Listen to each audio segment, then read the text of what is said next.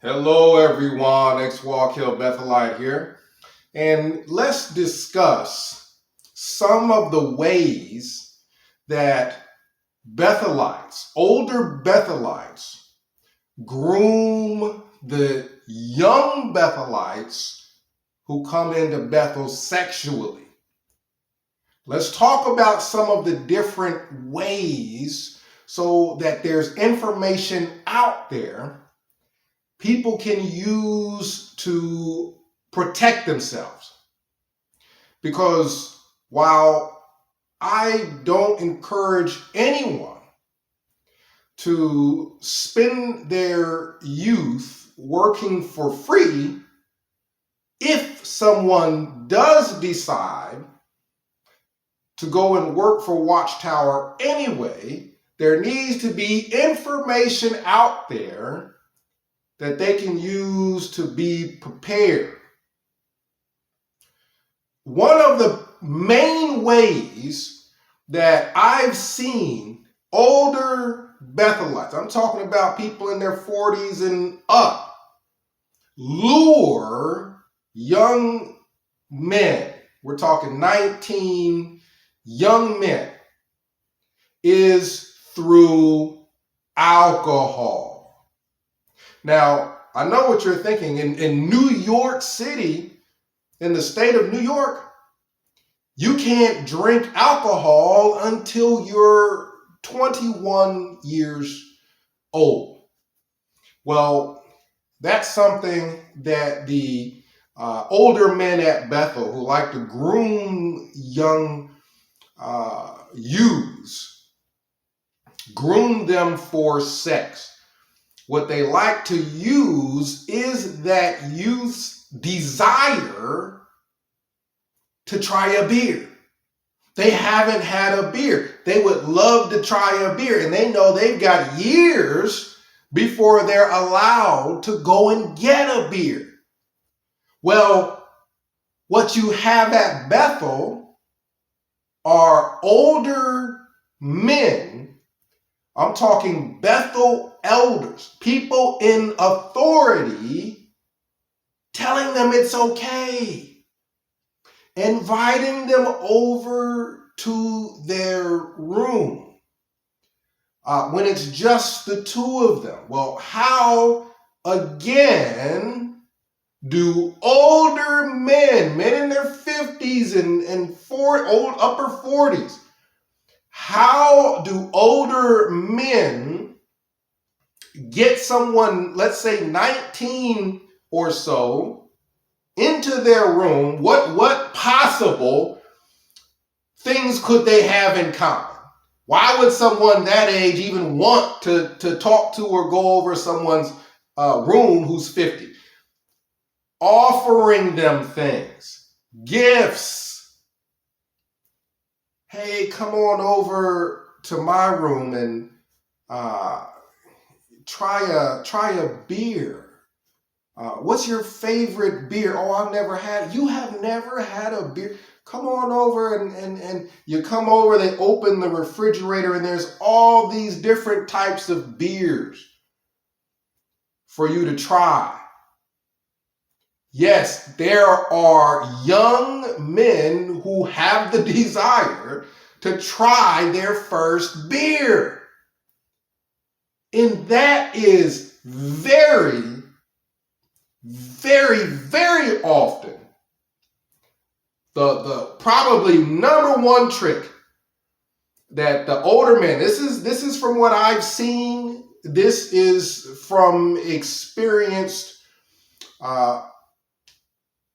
of being there at Bethel, right? These are the things that Bethelites should be telling their families when they get back from Bethel. These are the things that should be shared to all the young men who are thinking of signing up for Bethel service. But Jehovah's Witnesses have this rule where you're not supposed to speak negatively about the organization. You're not supposed to speak negatively at Bethel. You're not allowed to even say that these things go on at Bethel. So that is a cover-up. That is the definition of a cover-up. So these things are covered up and people don't know about it. And because they don't know about it, it's just open season. These older men can take advantage of young person after young person after young person because they all go into Bethel with the same concept. Bad things can't happen here. These people are all good. If the people in my kingdom hall were supposed to be all good, surely all the people at Bethel are next to demigods, right? That's not true. So the number one, in my opinion, lure older men at Bethel use to start grooming young men for sex, start getting them comfortable, bringing them into their room, the way that they get them in there to begin with are gifts. One of the main gifts, alcohol, beer. You're in your room with a young Bethelite who never had alcohol before because they're not of legal age to drink. Well, there are several reasons why that happens, where the older Bethelite wants to introduce them to alcohol, to beer. One reason is to get them in the room to begin with. The second reason is their alcohol tolerance level. They're going to give them one of these big beers, one of these large things of beer. Highly likely the young Bethelite is going to drink it when you got this older Bethelite telling them it's okay. When you have the authority figure that they have been raised from youth, if they're born and raised in that cult, and they were born and raised and taught to believe that they can trust people at Bethel. So you've got this authority figure telling you it's okay to drink it. Well, what happens when the young Bethelite starts to drink? Well, they don't have the same alcohol tolerance as other people. So when the older Bethelite is telling them they can have a couple of these big beers. Oh, you can handle, you can have a few of those beers. Well, the Bethelite then becomes a little bit more, or a lot bit more, depending on if they're getting drunk. They become a lot more suggestible to touching.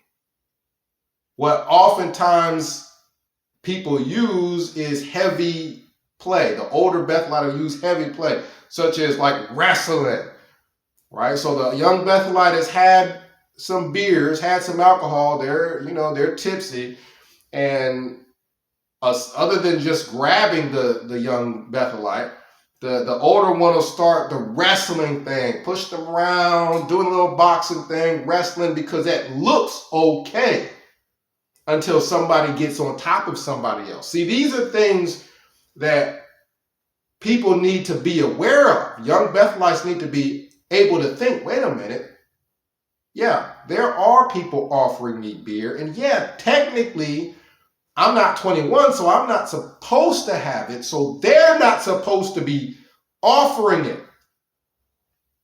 And yeah, when they do offer me drinks, they ask me to lay down on the floor, they try to wrestle me, they do all this touching and things like that, right? The Bethelites are able to make a connection when they hear someone stating the things that they've experienced.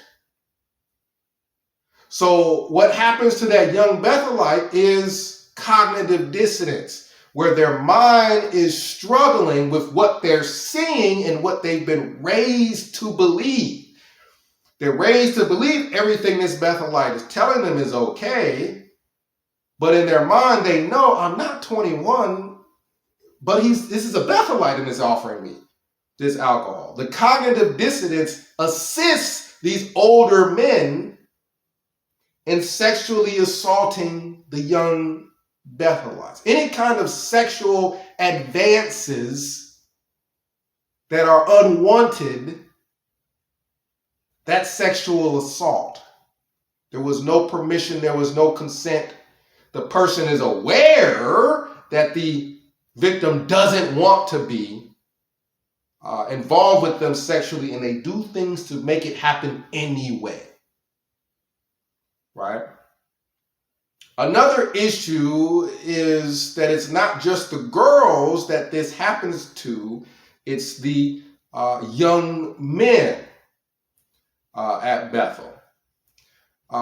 And there's additional pressure when this happens to a male to keep quiet about it because of the level of embarrassment. It's somewhat unfortunately common in society to hear from a female that these things have happened. But because it's not very common to hear that these things have happened to a male, the male has no idea what kind of response he'll get. He doesn't have a whole lot of examples of all these young men that have come forward and said that they were sexually assaulted, so they don't know what's going to happen. Do you understand that that type of fear is magnetized by 2000 at Bethel? Because Bethel is supposed to be the house of God. So not only is this youth faced with the reality of the fears of this man just exposed himself to me. He gave me some beers, sat me down, was resting with me, and he exposed himself, right? Who do I tell? What do I say? It is oftentimes so much pressure because not just because you're a male and this has happened to you and you don't have a lot of examples of what to do in those situations. The only thing that you hear about is this happening to women, but this happened at Bethel, and this is an older Bethelite, and you just got there to Bethel. Who's going to believe you over a Bethel elder? Your family wouldn't even believe you over that Bethel elder because this is a cult. And cults, they completely control their members. See? You have heard about the FLDS in Utah, right? Well, you can see the level of control a leader, a person who has the entire religion's trust, what they're able to do. They're able to institute child marriage. Whatever this person does and says, God must be okay with it. Well, Bethel has got that same that same type of power and influence, where you don't have to be a governing body member. You just have to be somebody that's been at Bethel for years, and you automatically have got the trust of everybody in the religion. Just being a Bethelite, you've got the trust of everybody in the religion, let alone don't be an overseer or a Bethel elder. Then you can do no wrong. So this is what the youth is up against. The youth is up against his entire religion. We've seen the Australian Royal Commission where people suggested to the Watchtower organization, hey, why don't you have women, a committee of women, listen to young girls when they say they've been sexually assaulted? What did they say? Flat out there on camera, we're not changing anything. We're not doing anything to essentially make it better for women. You can imagine, what about males? They're going to do absolutely nothing to prevent or to protect against. older Bethelites preying on the young Bethelites that come in to a place that they think they can't be victimized, to a place where they think they can't say anything negative about. And that's true. You can't talk to a lot of your family about anything negative that goes on at Bethel because they'll shut you out. You get labeled apostate. This is Jehovah's Witness culture, and the whole culture encourages sexual abuse. It encourages people to keep quiet about things so you don't get labeled as an apostate. And Jehovah's Witnesses have no desire or plans to change that. They have no desire or plan to change that. Their culture is to get people to keep quiet about anything that goes on that's negative, whether it be the teachings that have been wrong, keep quiet about it, otherwise you're an apostate. Whether it be the things that you see in the congregation members doing that doesn't make sense for a Christian, keep quiet about it. Right? Don't just talk negatively about it. The same thing goes with sexual abuse.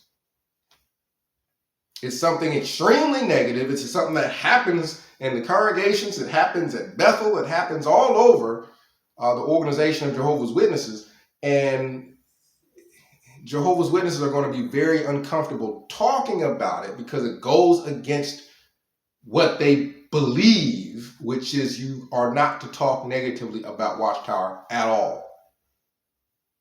Now, you can confess to yourself doing something, but talking about other people done did something, and it be someone in a position of authority, yeah, that can get you labeled an apostate.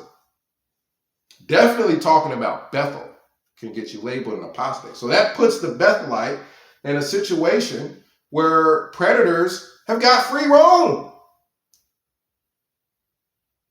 Now, can you imagine if no predator ever got caught? The numbers of predators that would be out on the street. Think about it. Just logically think about if no predator had ever got caught. We just lived in a society where we're not allowed to talk about negative things. No predator got caught. Can you imagine the numbers of predators that would be out on the street? You've heard about the Dateline with Chris Hansen, I believe it was, and how they could hardly catch one predator. They would set up stings and they could hardly catch one predator before the next one was coming in while the police were still arresting the first one. There were just piles and piles and piles of them. Could you imagine the numbers if none of them would ever have gotten caught? Well, that's how many of them are at Bethel. Because they don't get caught. You're not allowed to talk about it. And if you do talk about it, you get sent away from Bethel. So people are under a lot of pressure not to talk about it. That's the culture of that religion.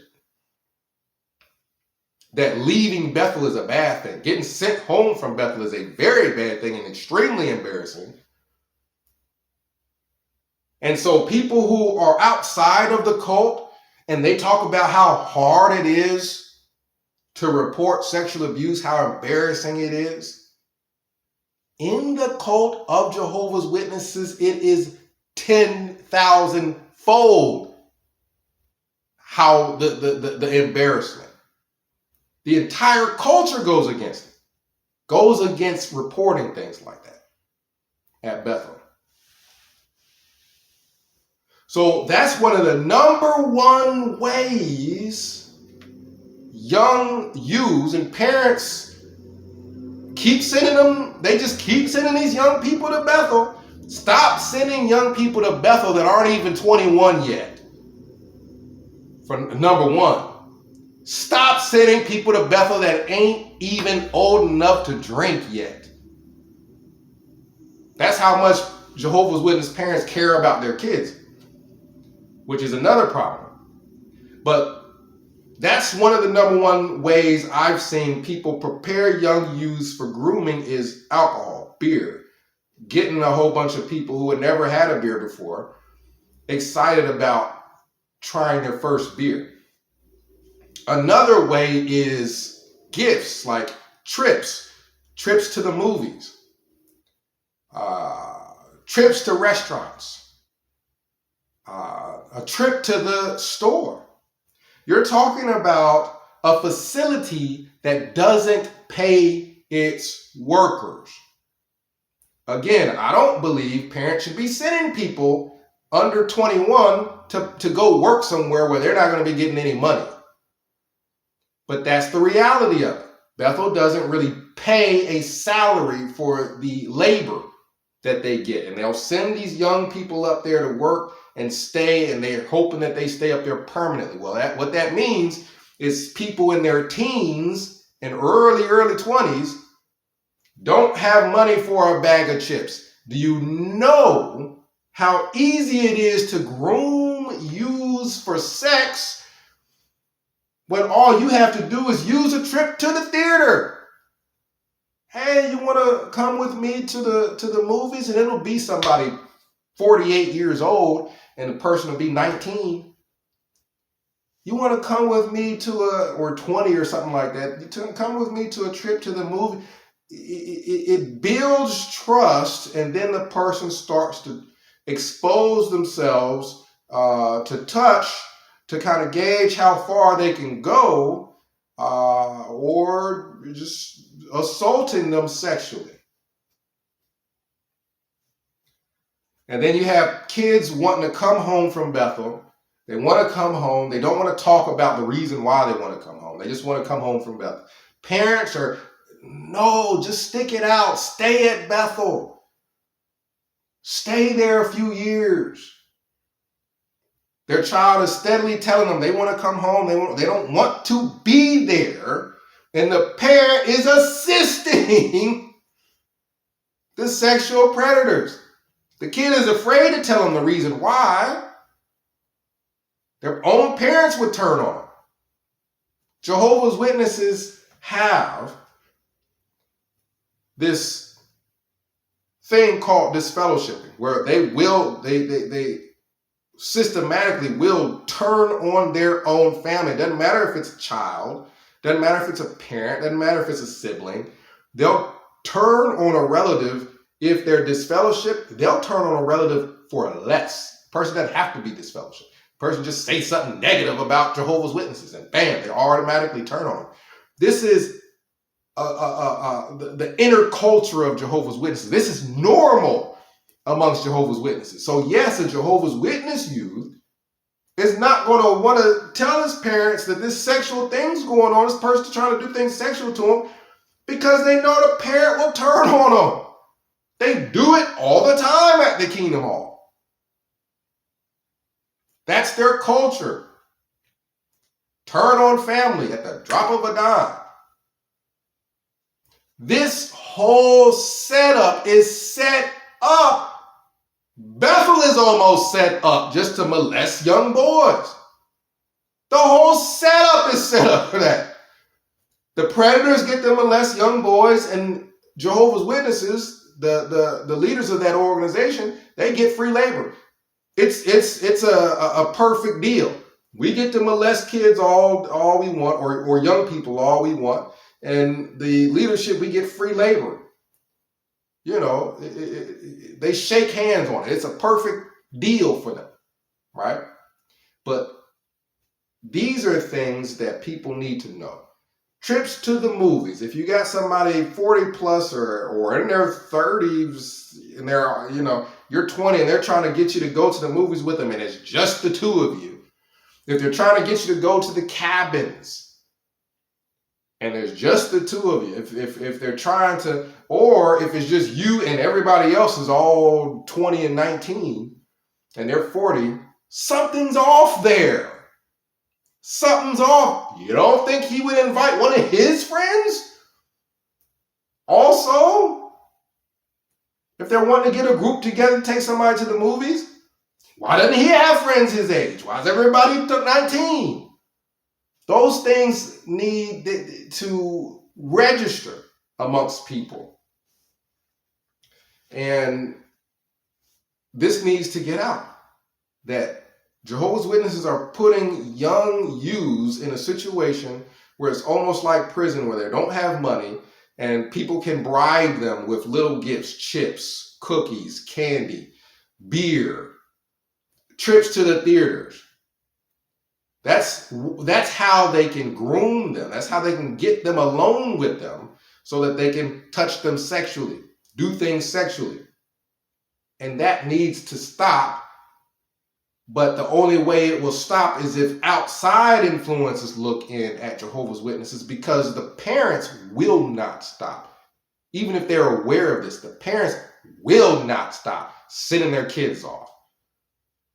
It's my opinion, personal opinion, that some of these parents just want to get rid of the kid so that they can focus on getting up on stage and giving talks and looking good. They don't care. They just want to get rid of the kid. Send them off to Bethel. Send them off somewhere. So the parents are going to be, to a certain extent, complicit in the sexual molestation of the kids at Bethel. I keep saying kids, but youths at Bethel. So we need to get this out to the public, that Jehovah's Witnesses, it's not just a matter of their teachings being wrong. That's not one of the reasons why we make these videos, why we do what we can to try to help people out of that. It's the sexual molestation. It's the sexual things that go on that can get out of control, and I believe have been out of control for years at Bethel. And now you got pedophile on top of pedophile on top of pedophile on top of sexual abuser on top of sexual abuser on top of sexual abuser. All these people that never get caught at Bethel. And no one ever does anything about it. They're probably in the thousands there. You might as well, if you're sending your kid to Bethel, you might as well be sending your kid to a pedophile and sexual abuser colony. That's what you're doing. But that's what a criminal organization is. A criminal organization, the people don't all have to be committing the crime. Everybody in the organization didn't have to commit the crime. They just all have to be complicit. They all have to keep quiet about it. And that's what goes on with Jehovah's Witnesses. Again, in the past video, I've said to test me out. The sexual abuse that has been found amongst Jehovah's Witnesses, talk to a Jehovah's Witness about it. Talk to them about these things going on in their organization and watch how either very uncomfortable they're going to get, not just because it's embarrassing, but because they're not allowed to talk about it. Or they will flat out ignore you, which is part of the complicity that they have amongst Jehovah's Witnesses for the sexual assault and things like that. Or if you used to be a member, they'll just, all we got to do is call them apostate, and then we don't have to listen to them about the sexual abuse and things like that, right?